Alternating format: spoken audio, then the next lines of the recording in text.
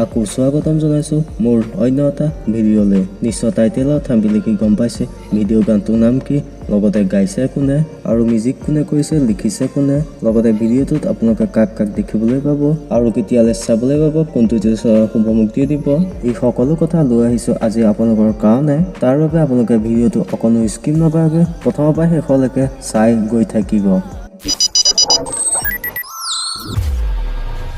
সেইসকল অসমৰ দুয়ো জনপ্ৰিয় কণ্ঠশিল্পী জুবিন গাৰ্গ আৰু দীপলিনা ডেকাৰ কণ্ঠত আহিবলগীয়া ভিডিঅ' গানটোৰ নাম আছিল মোৰ ৰহেদৈ। এই ভিডিঅ' গানটো লিখিছে কোনে আৰু মিউজিক কৰিছে কোনে, লগতে ভিডিঅ'টোত কোনে কোনে অভিনয় কৰিছে জনোৱাৰ আগতে অলপ গানটো মিউজিক শুনি লওঁ আহকচোন।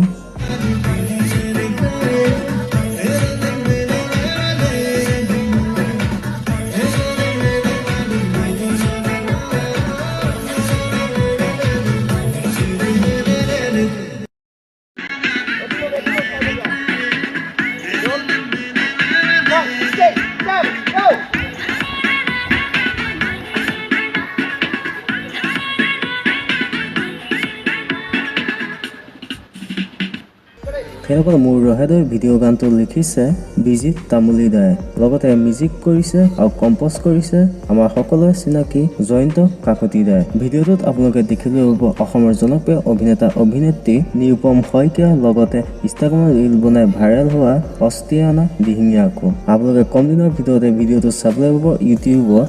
ইতিমধ্যে এডিটৰ কাম চলি আছে।